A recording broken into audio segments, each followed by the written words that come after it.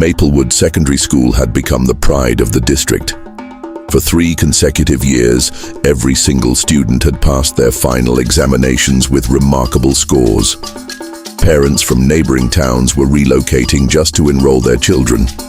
The government had even featured the school in national education campaigns. Principal Margaret Thornfield was hailed as an educational genius, a woman who had transformed a struggling rural school into an academic powerhouse. Her methods were studied, her speeches applauded, and her results were simply undeniable. But teacher Sarah Mitchell had always been suspicious of miracles that seemed too perfect to be true. Voice shifts to teacher Sarah, observational, concerned asterisk. I've been teaching mathematics for 15 years, and I knew what real academic progress looked like. It was gradual, uneven, filled with struggles and breakthroughs. But at Maplewood, every student seemed to have the same miraculous transformation. Even the ones who couldn't multiply basic numbers suddenly became calculus experts. Something about Principal Thornfield's revolutionary teaching methods didn't add up. Literally. Sarah Mitchell's suspicions began during her first week at Maplewood. She had transferred from the city, expecting to find innovative teaching techniques and motivated students. Instead, she found something far more puzzling. Voice shifts to teacher Sarah, puzzled, asterisk. The students were different, not smarter, exactly. They still struggled with basic concepts during lessons. But come exam time, they all performed flawlessly. I watched Timothy Okafor, a sweet boy who couldn't solve simple equations, score perfect marks on advanced mathematics. When I asked him to explain his answers, he just smiled and said he got lucky. Voice shifts to student Timothy, nervous, evasive. Lucky? I guess so, teacher Sarah. Sometimes the answers just come to me during exams. Principal Thornfield says some students are late bloomers. Sarah noticed other peculiarities. Students who were confident during lessons became nervous before exams. Those who struggled academically seemed relaxed, almost casual about their upcoming tests. Voice shifts to student Mary, anxiously. Teacher Sarah, what happens if someone fails an exam at this school? Has anyone ever failed here? Voice shifts to teacher Sarah, realizing, asterisk. That's when I understood what was bothering me. In 3 years, not a single student had failed, not one. In a school of 400 students, statistical impossibility had become reality. Sarah decided to investigate during the next examination period. What she discovered would shatter everything she believed about Maplewood's success. The night before the quarterly examinations, Sarah remained at school late, grading papers in her classroom. Around 10 p.m., she heard footsteps in the corridor. Voice shifts to teacher Sarah, whispering asterisk. I turned off my lights and peered through the door window. Principal Thornfield was walking toward her office, carrying a thick folder. Nothing unusual about that, except for what happened next. Sarah watched as Principal Thornfield unlocked her office, then immediately locked it again from inside. Light flickered from within, but the blinds were drawn tight. Voice shifts to teacher Sarah, curious asterisk.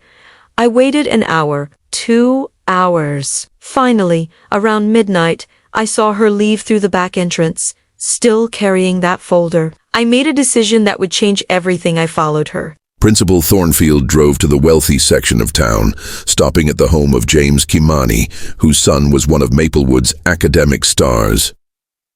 Voice shifts to teacher Sarah, shocked, realization, asterisk. Through the window, I watched an exchange that made my blood run cold. Principal Thornfield handed over papers, exam papers, while Mr. Kimani handed her an envelope thick with money. They were selling the exam questions. Voice shifts to Principal Thornfield, businesslike. Mathematics, English, and science papers for this quarter. Same arrangement as before. Your son studies these tonight, performs well tomorrow. Everyone stays happy. Voice shifts to Mr. Kimani, grateful. Principal Thornfield, you've saved my family's reputation. My son's university admission depends on maintaining his grades. Sarah watched this scene repeat at 4 more houses that night. The truth was devastating. Maplewood's perfect record was built on systematic cheating, with Principal Thornfield selling exam questions to the highest bidders. Voice shifts to teacher Sarah, horrified asterisk. But what about the students whose parents couldn't afford to buy success? What about Timothy, whose father was a street vendor? What about Mary, whose mother worked as a house cleaner? Sarah's investigation revealed a system more complex and cruel than simple cheating. Principal Thornfield had created a 2-tier education system within the same school. Voice shifts to teacher Sarah, discovering the full scope asterisk. The wealthy students got the real exam questions in advance, but the poor students, they got something else entirely. I found the evidence in her locked filing cabinet during lunch break. Voice shifts to Principal Thornfield. Calculating. The scholarship students receive modified exams, easier questions that ensure they pass, but don't excel. This maintains the school's 100% pass rate, while ensuring the paying customers remain at the top of the class rankings. The system was designed to look fair while being fundamentally corrupt. Poor students passed with mediocre grades, believing they were academically inferior. Rich students excelled, convinced of their superiority. Voice shifts to student Timothy. Defeated. I always wondered why I could understand lessons but never scored high on exams. Teacher Sarah, am I really that stupid? Voice shifts to teacher Sarah, angry asterisk. New Timothy, you're being cheated out of your real potential. The system is rigged against you. But when Sarah confronted Principal Thornfield privately, she learned the final, most disturbing truth about Maplewood's success. Voice shifts to Principal Thornfield. Cold justification. Miss Mitchell, you're naive. Do you think education is about fairness? It's about results. These parents pay me to guarantee their children's success. The poor students get to pass, which is more than they'd achieve elsewhere. Everyone benefits. Voice shifts to teacher Sarah, defiant asterisk. You're destroying these children's futures. The rich kids learn they can buy success. The poor kids learn they're not good enough. You're corrupting an entire generation. Voice shifts to Principal Thornfield. Threatening. Careful, Miss Mitchell. Teachers who cause trouble at Maplewood tend to find themselves unemployed very quickly, with very bad references. Sarah faced an impossible choice: expose the corruption and lose her job, or stay silent and become complicit in educational fraud. Voice shifts to teacher Sarah, conflicted asterisk. I had a family to support, student loans to pay, but every time I looked at Timothy's disappointed face or saw Mary's mother working extra shifts to pay for tutoring that wouldn't help, I knew I couldn't stay silent. Sarah decided to gather evidence, but Principal Thornfield was always one step ahead. Voice shifts to Principal Thornfield, confident. Miss Mitchell, I've been running this system for 5 years. Do you think you're the first teacher to have concerns? The last one who asked too many questions now teaches at a primary school in a village with no electricity. Voice shifts to teacher Sarah, determined asterisk. You can threaten me, but I won't let you destroy these children's faith in honest education. Voice shifts to Principal Thornfield, revealing the network. You think this is just about one school? The district inspector knows. The education ministry official who evaluates us knows. Half the parents in this town know. This isn't corruption, Miss Mitchell. This is how the system works. Sarah realized she wasn't fighting one corrupt principal. She was fighting an entire network of educational fraud that reached the highest levels of government. On the day of the final examinations, Sarah made her choice. She couldn't stop the system, but she could expose it. Voice shifts to teacher Sarah, public confrontation, asterisk. Students of Maplewood, before you begin your exams, you deserve to know the truth about your education. Voice shifts to Principal Thornfield. Panicked. Miss Mitchell, sit down immediately. You're disrupting the examination process.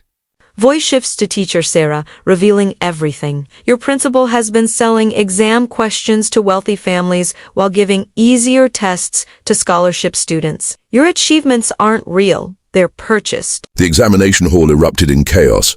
Some students were shocked, others relieved that their struggles finally made sense.